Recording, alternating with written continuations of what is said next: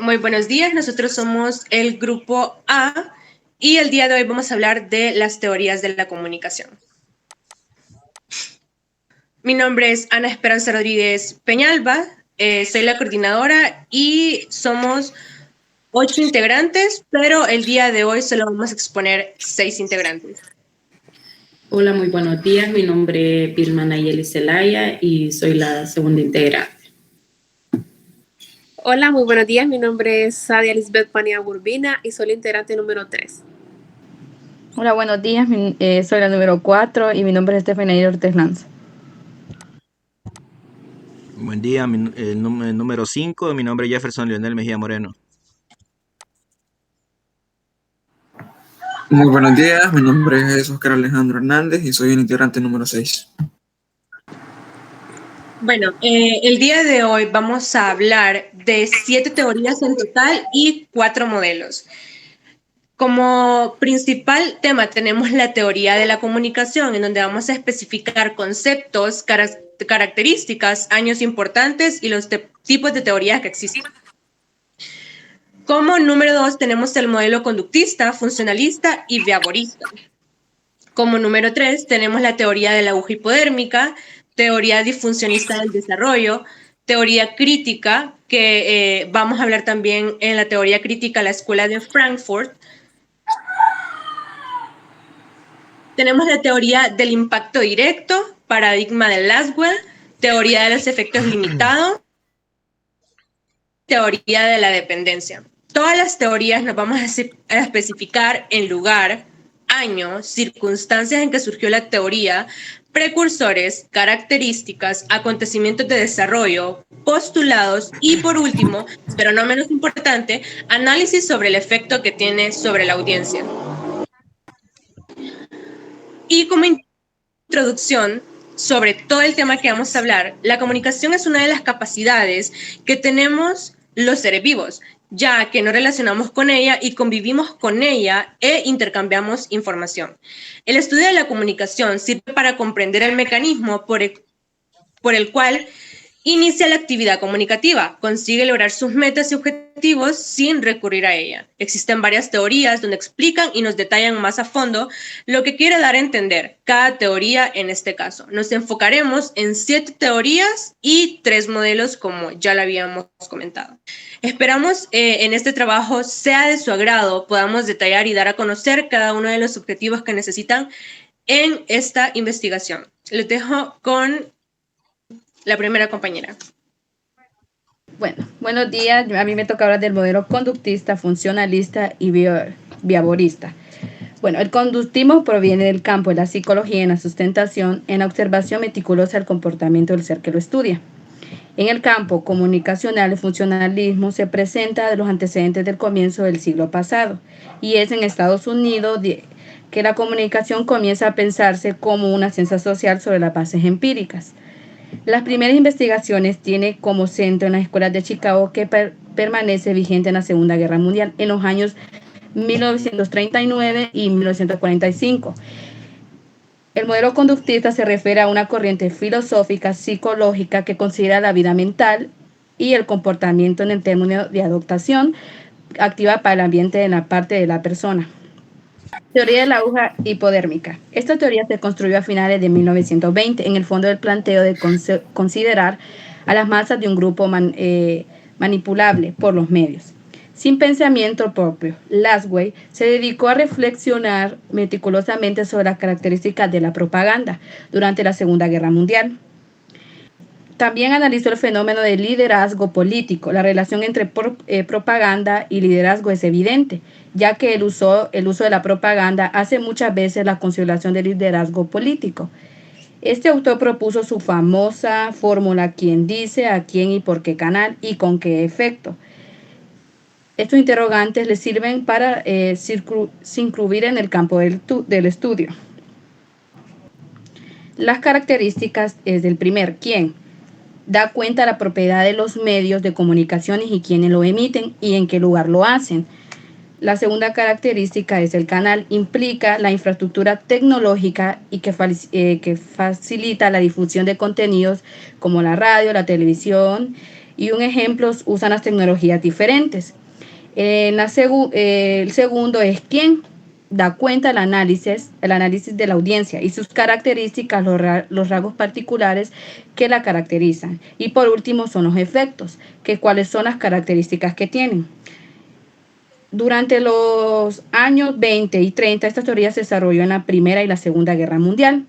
Su acontecimiento de desarrollo es que el emisor busca a los medios para tener influencia sobre la audiencia. Su preocupación es producir demasiados efectos. El receptor es en sí mismo otro objeto de estudio que debe ser interpretado dentro de un cúmulo de condiciones particulares.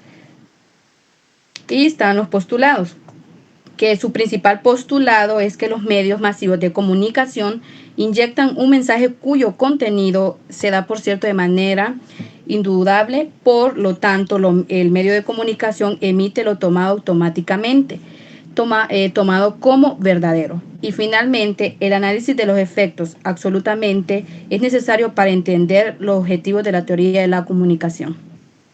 Bueno, continúo con la teoría disfuncionista del desarrollo y aquí vamos a ver dos precursores que en su tiempo pues eran muy contemporáneos, y el primer modelo suele atribuirse a Scrum y que muchos sostienen que fue elaborado por el psicolingüístico Charles Oxford, o sea, su compañero de curso en la Universidad de Illinois, Estados Unidos. Plantea la comunicación como un proceso no lineal, o sea, no lleva una base establecida en una línea, sino que ellos rompen un poco los paradigmas, y no unidireccional, o sea que no lleva una sola dirección, sino que con un carácter circular. O sea, hay como todo un proceso que se cumple para poder llevar a cabo esa teoría, y donde un emisor y un receptor aparecen con propiedades. Debe de haber una conexión entre un emisor y un receptor y posibilidades idénticas. Dice que deben ser iguales para que el proceso pueda funcionar. Y dice que también son emparejadas. Esto es con capacidad fluida de participar en un diálogo ida y vuelta. O sea, lo que hablaba en un círculo que se debe de complementar, que debe haber una información clara para que el proceso se pueda llevar a cabo. Donde las posiciones, por lo tanto, entre emisor y receptor no son fijas, o sea, no son establecidas, sino que hay una variación y pueden haber cambios. Y a esto se le conoce como el proceso y efecto de Morse Communication en 1954. Vamos a hablar un poco de algunos acontecimientos también de estos precursores y de esta teoría. Hacia la década del 60, Wilbur Scrum se abocó a investigar el fenómeno de la comunicación y su relación con el desarrollo.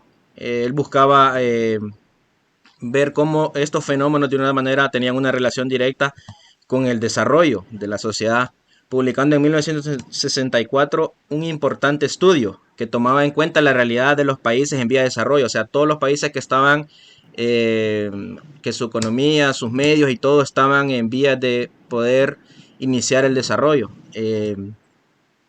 Su investigación intentó articular las características de la comunicación masiva, o sea, todos los medios masivos, con la atención de las necesidades de desarrollo social. O sea, él lo vinculaba con respecto a las necesidades que tenía la sociedad en su momento.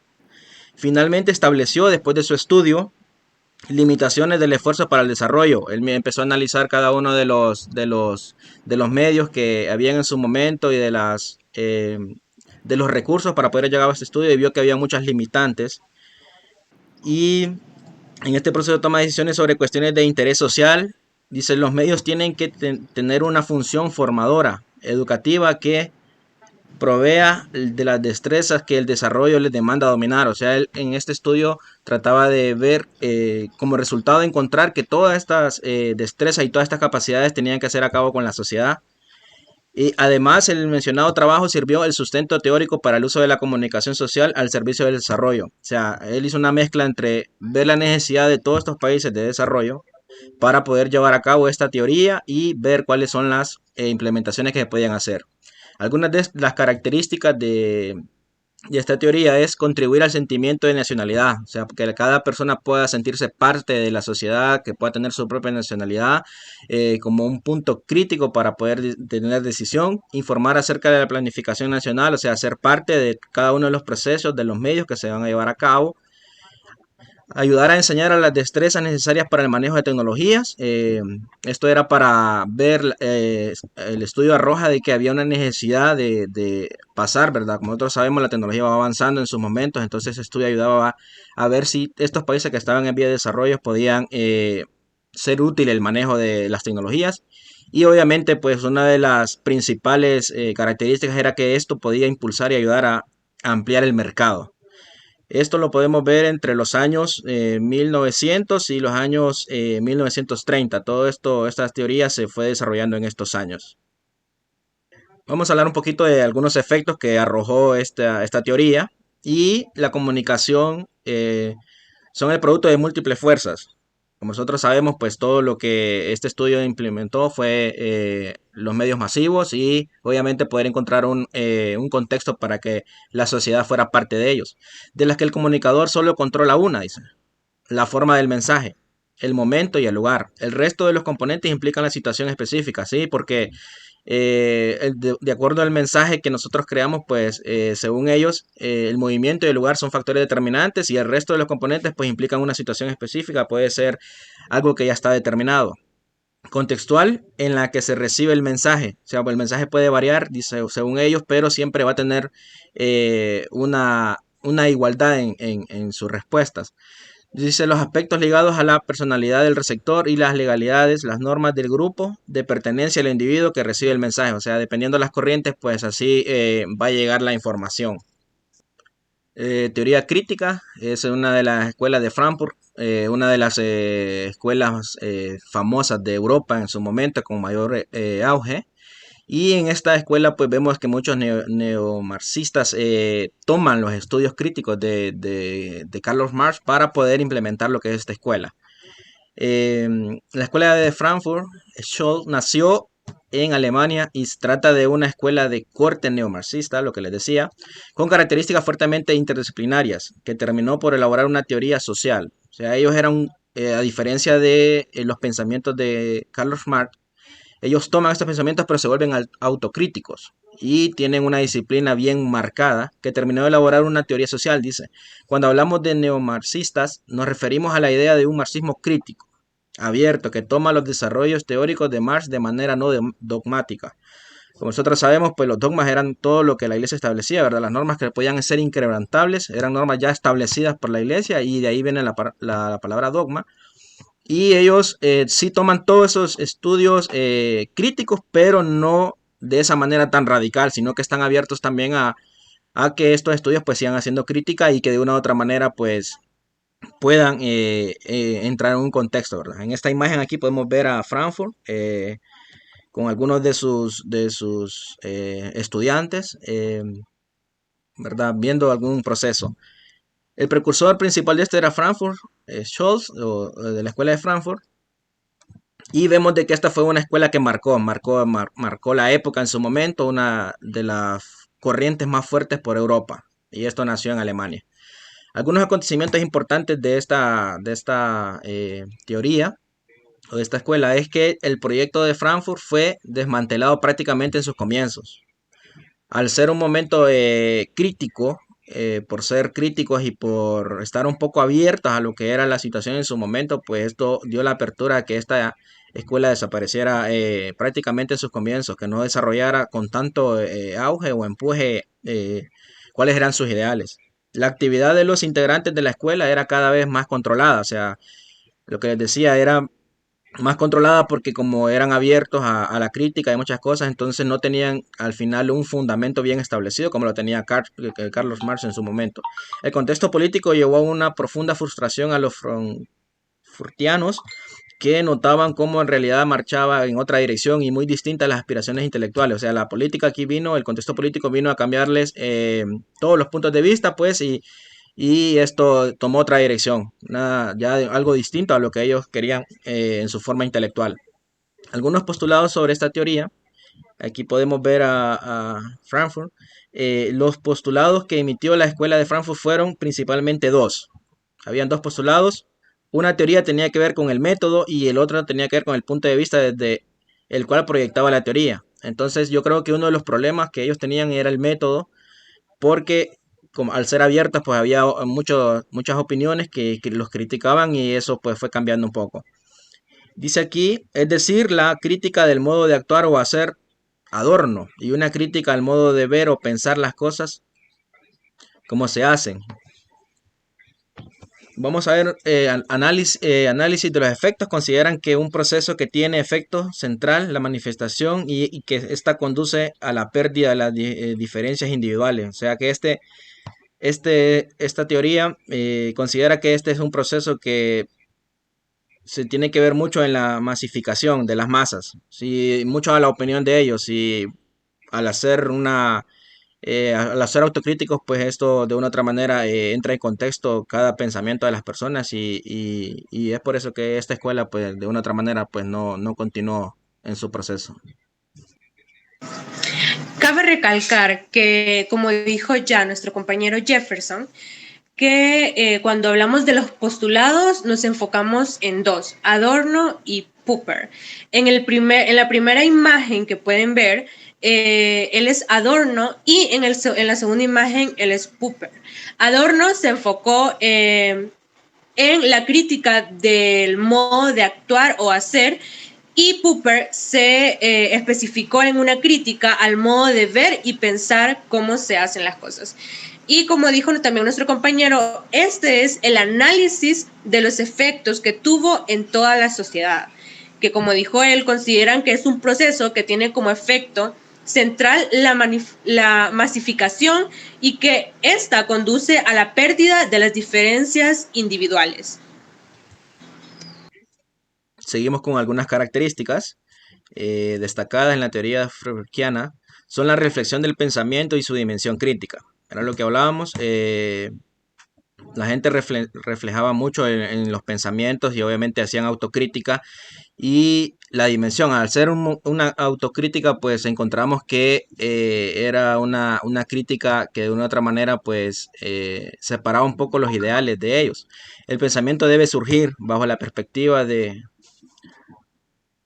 Horkheimer, a partir de las contradicciones de la realidad, desde todo aquello que nos hace reflexionar sobre las posibilidades de una sociedad distinta. O sea, esto nos exige como sociedad, según ellos, a pensar de una manera distinta, a no seguir los patrones como los establecía la iglesia, sino que tener obviamente un pensamiento diferente.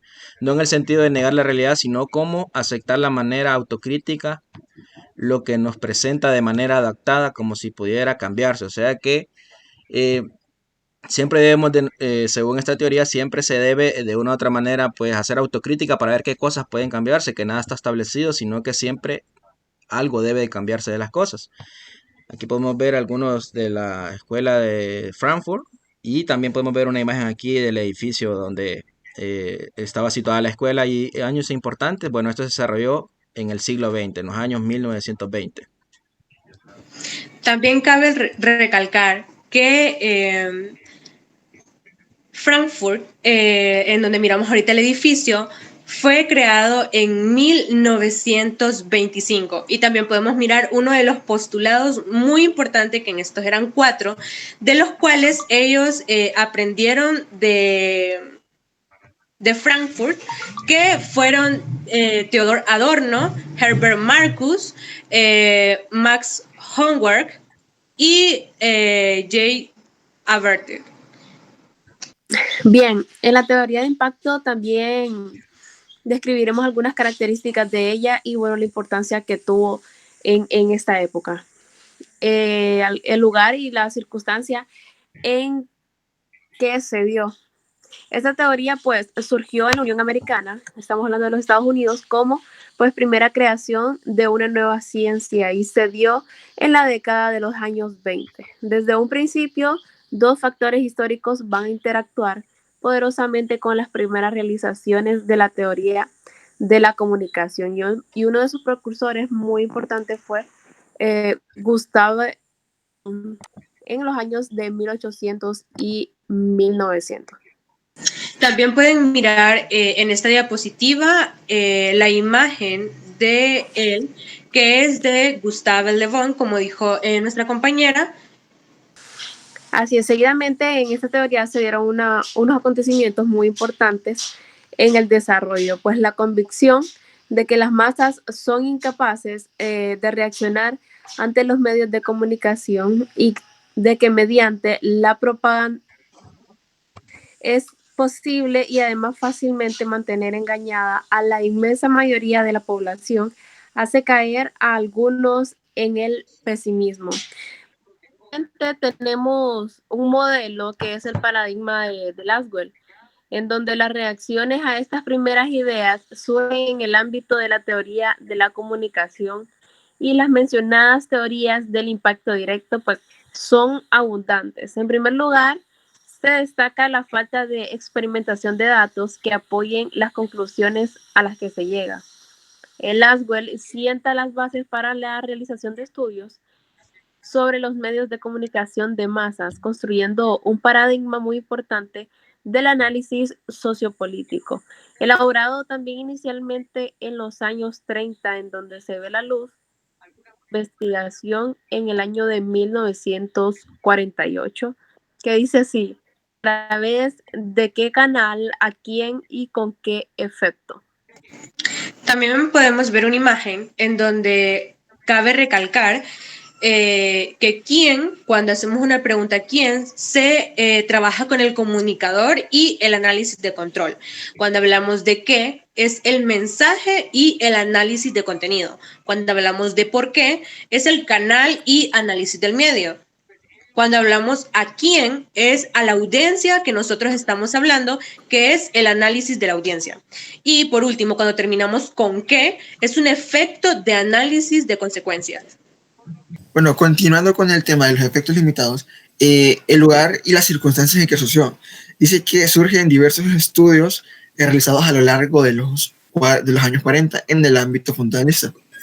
Como reacción a las teorías del impacto, sus principales representantes fueron Lasarfeld, Hopland y Berelson, quien fueron grandes exponentes de esta teoría, ya al haber sido los que prácticamente la propulsaron y la impulsaron a la luz.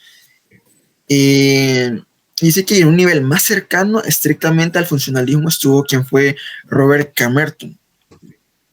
Dice que la teoría de los efectos limitados se propone investigar los efectos de los medios de comunicación sobre la audiencia con la ayuda de múltiples y varios estudios de laboratorio que acaban constituyéndose en el elemento central de la teoría. Dice también que pretende ser un modelo teórico objetivo, por cuanto se limita a cuantificar datos a través de encuestas, bien en laboratorios o mediante estudios de campo. En cualquier caso, se supone que es una evolución del paradigma de Laswell, pues aunque el centro de discusión teórico surge a partir de su esquema metodológico, las conclusiones a las que llegan a los investigadores apoyados a los datos son harto divergentes. Según Individuo Clapper, que realizó una acertada síntesis de las principales características y realizaciones de la teoría de los efectos limitados. También cabe recalcar que cuando hablamos de los precursores más importantes, nos enfocamos en 4 precursores. Como dijo Alejandro, Lasarfeld, Hopland, Berelson y Robert Camerton. También podemos ver aquí una imagen que es una frase muy interesante que dice: medios de comunicación, medios de manipulación. Cuando hablamos de los medios de manipulación, también nos hablamos cuando no hay mucha libertad de prensa o mucha libertad de comunicación, en donde uno puede tener la libertad de poder expresarse tal y como quiere, pero simplemente aquí habla de los medios de comunicación y medios de manipulación, que es una frase muy cierta. Muy pocos periódicos, la verdad, en muy pocas historias habla sobre la parte en donde hay libertad de comunicación. Ok, bueno, continuando con la exposición, dice aquí los acontecimientos. Dice que los efectos de la comunicación de masas destacarán como los estudios empíricos dependen en gran medida del papel de los grupos, la audiencia, de la audiencia. Dice que es una estructura en grupos creados según las afinidades de los individuos que forman parte del público. En primer lugar, tenemos grupos categóricos cuyos miembros son adscritos de forma involuntaria en función de unos rasgos determinados de sus integrantes. En contraposición a estos, aparecen también grupos secundarios formados consistentemente por sus integrantes en función de sus afinidades. Y algo que cabe recalcar bastante acá, que son los elementos del juicio más importantes, que son, número uno, las comunicaciones de masas no constituyen normalmente causa necesaria y suficiente de los efectos que producen sobre el público, sino que también actúan dentro y a través de un conjunto de factores influyentes. Número dos, los factores intermediarios son de tal naturaleza que convierten las comunicaciones de masa en gente cooperador, pero no en causa única. Los medios de comunicación contribuyen más en, por decir así, reforzar a que cambiar las opiniones ya existentes. Número 3. Los factores intermediarios, cuando son inoperentes, no ayudan o no favorecen al efecto directo de los medios. Y cuando actúan como refuerzo, pueden favorecer, incluso pueden ayudar mucho más en el cambio. Y el número 4, la eficacia de las comunicaciones se ve bastante favorecida por una serie de aspectos relativos a los medios de comunicación y condiciones en los que se desarrolla el proceso de la comunicación. También, aparte de los elementos, también es muy importante hablar sobre las características principales que también se enfocan en 4. Número 1, interés por adquirir la información. Número 2, exposición selectiva. Número 3, percepción selectiva. Y número 4, pero no menos importante, memorización selectiva. Cuando hablamos del interés por adquirir una información, el público no interesado en ciertos temas es muy difícil de alcanzar por el mensaje de medio. Exposición selectiva, la audiencia tiende a exponer en mayor medida a aquellos mensajes concordantes con su opinión y a evitar los discordantes. Cuando hablamos de la percepción selectiva, la creencia y formación previas del destinatario moldean y adaptan el contenido de los mensajes a sus intereses, llegando en ocasiones a variar el sentido del mismo. Y por último, cuando hablamos de la memorización selectiva, los mensajes más cercanos a la opinión del destinatario se recuerdan posteriormente con mayor facilidad. Uno de los años más importantes fue en 1944.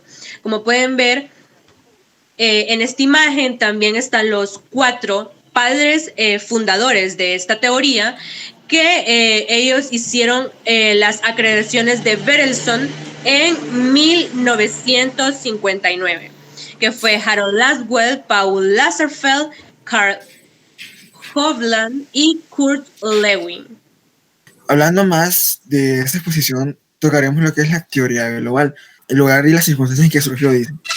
Esta teoría se basa en los medios de comunicación e incluso en el entorno social, o sea, el entorno que nosotros vivimos constantemente, en la aserción de que los medios son encargados de configurar el presente social mediante temas de interés, tanto políticos, culturales, etc.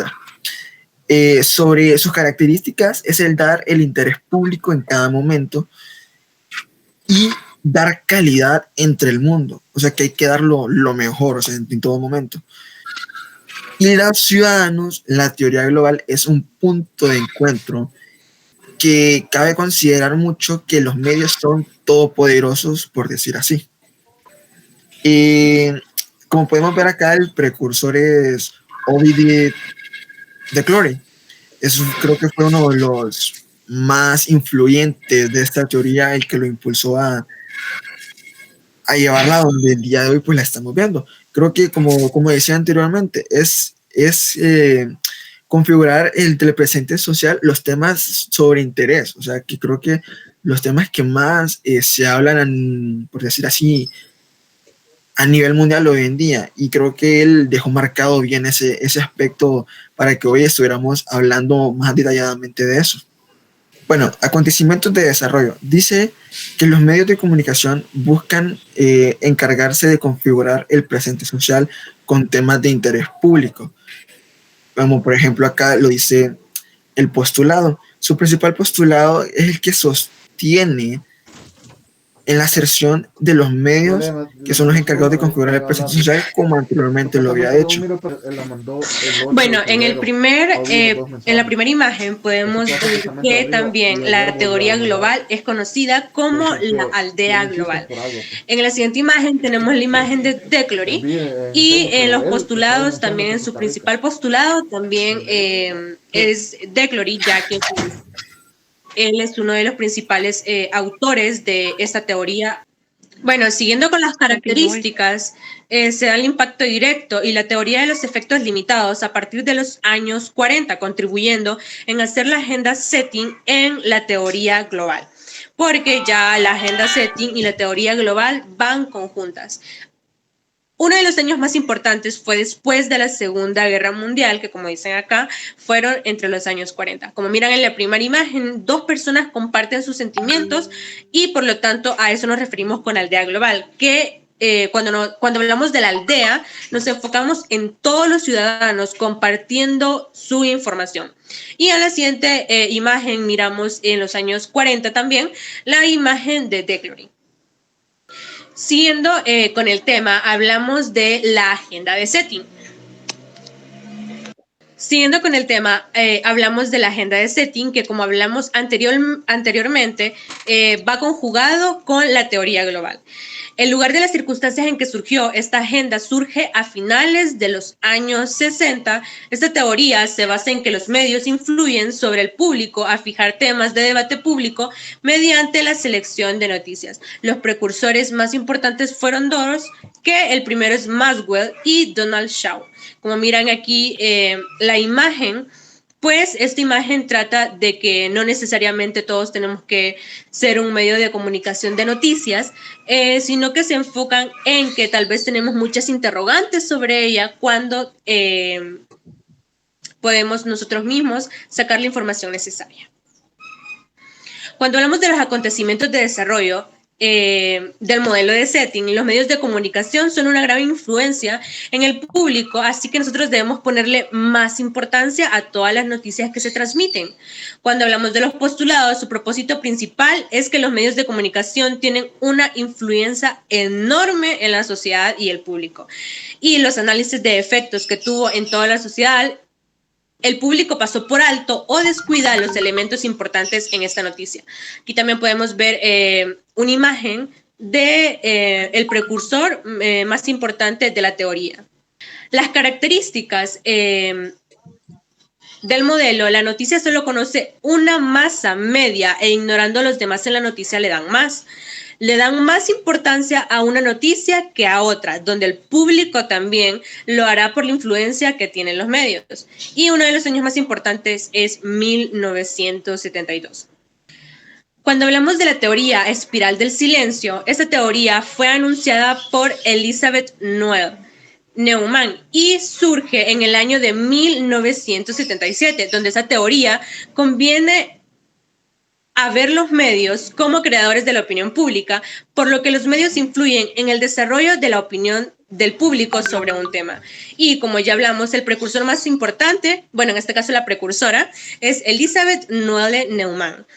En esta imagen podemos ver la interacción de espiral del silencio, en donde cuando miramos que es más, es el nivel de difusión e imposición versión dominante por los medios. Cuando es menos, es cuando callan las voces individuales. Y cuando estamos intermedio, hablamos de la opinión mayoritaria o consenso de los medios. Cuando hablamos de los acontecimientos de desarrollo de la teoría espiral del silencio, es como las personas nos expresan su opinión al público de una noticia de algún contexto social y en donde también los medios de comunicación influyen. Los postulados postula que los medios influyen en la opinión del público sobre cualquier tema en general. Y el análisis de los efectos que tuvo sobre la audiencia, ese efecto es que el público pasa por alto o descuida los elementos importantes de una noticia. Sin embargo, tenemos 4 características muy importantes. La característica número 1, el tiempo, posición minutaria debilita. Número 2, posición mayoritaria toma fuerza. Número 3, indisposición para expresar opiniones. Número 4, posición percibida como fuente verdadera. Y como ya habíamos comentado antes, el año importante es 1977 y pueden ver una imagen de la precursora Elizabeth. La teoría funcionalista es el lugar y las circunstancias en que surgió cuando hablamos de esta teoría en el ámbito de la comunicación. Como hablamos, la teoría funcionalista nace a principios del siglo XX en Inglaterra con la obra de Harold Laswell, Work Politics and Personal Insecurity y Propaganda and Promocional y Actividades. Otro de los autores que se realiza grandes aportaciones a la teoría funcionalista fue Paul Lazarsfeld, mediante su trabajo, The People Choose. Esta rama de la teoría funcionalista trata sobre el poder y la influencia de los medios comunicativos en el público. Los precursores más importantes es Emil Durkheim, Talcott Parsons, Herbert Spencer, Bronislaw Malinowski y Robert Merton. Sin embargo, los acontecimientos más importantes en 1929 fue la crisis económica mundial. En los años 1930, el creciente descontento de los alemanes hizo que Adolf Hitler tomara el control del país en 1933, con un apoyo de la población sin precedentes. Alemania dejó de lado la República de Weimar y se convirtió en un estado totalitario, al igual que la Italia de Benito Mussolini. Alemania se desarrolla nuevamente, la economía se relanza con el impulso que le da a la industria y a la inversión del Estado de las infraestructuras.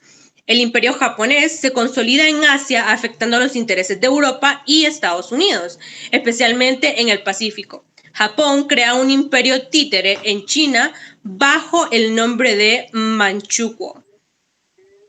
Gran Bretaña mantuvo un sistema político prácticamente inalterable, al contrario que Francia, que no logró consolidar una organización política social que pueda ser fuerte. Rusia, que entre tanto se había transformado en la URSS, fue escenario de hambrunas, endemias, represiones políticas y la Gran Purga. El colapso de la República y el estallido de la Guerra Civil Española en 1936 desangró a España, la convirtió en un estado totalitario y sirvió de preámbulo a la Gran Guerra que estaba en venir en el continente. Y por último, las características más importantes se enfocaron en 2. Su característica por el utilitarismo otorgado a las acciones que deben sostener el orden establecido en las sociedades. Y número 2, se caracteriza por un enfoque empirista que preconiza las ventajas del trabajo del campo. Y uno de los años más importantes fue en 1930. Y también uno de los maestros, como pueden ver en la imagen, de la teoría funcionalista. Los integrantes fueron Lisbeth Argumentado, Jocelyn Suárez, Robert Alban. Bueno, la teoría de la dependencia, el lugar y las circunstancias en que surgió. La teoría de la dependencia surgió en América Latina en los años 60 y 70. La teoría de la dependencia, el lugar y las circunstancias en que surgió. La teoría de la dependencia surgió en América Latina en los años 60 y 70. Los precursores fueron Immanuel Walcherin, André Gunder, Frank Cardoso y Taleto, Rui Mauro Marini, Glendering, Miller y Pau. Cuando hablamos de los acontecimientos de la teoría de la dependencia, nos enfocamos en que la convicción de las masas son incapaces de reaccionar ante los medios de comunicación y de mediante la propaganda es posible y además fácilmente mantener engañada a la inmensa mayoría de la población. Hace caer a algunos en el pesimismo, parece imposible sustraerse al poder de los medios y parecer inevitable que los medios se conviertan en instrumento de propaganda. Otro acontecimiento también muy importante es que, a diferencia de Laswell, que ve en la propaganda un instrumento neutro para conseguir unos determinados objetivos políticos, pues no en vano Laswell estuvo estrechamente unido durante la guerra y también posteriormente a la administración en los Estados Unidos. También otros investigadores importantes de esta época, como Serge Chaketin, observan grandes peligros en la generalización de las formas de propaganda para la acción política. Algunas características muy importantes que caben mencionar que surgieron de Juan Master Alfonso son, número 1, análisis integrado de las diversas ciencias sociales, énfasis en lo estructural, mostrando los condicionamientos sociales del desarrollo económico de los aspectos políticos, empleo del método histórico estructural o dialéctico, considerando la historia del objeto y estudio de conocimiento, crítica radical al estructural, funcionalismo, por adoptar el marco conceptual del equilibrio social. Cuando miramos acá, uno de los años también muy importantes son el siglo XX. Cuando miramos esta imagen, podemos ver del maestro Juan Maestre Alfonso. Por último, terminamos con las conclusiones que a través de la comunicación y sus teorías hemos logrado comprender a claridad el funcionalismo que tiene la sociedad y su gran influencia, donde el ser humano, con la necesidad de comunicarse, ha intentado varias formas de hacerlo, dando lugar a las teorías de la comunicación que cotidianamente empleamos sin darnos cuenta. Y por último, muchas gracias por su atención. Espero que haya sido de mucho agrado esta presentación y esta exposición. Y muchas gracias.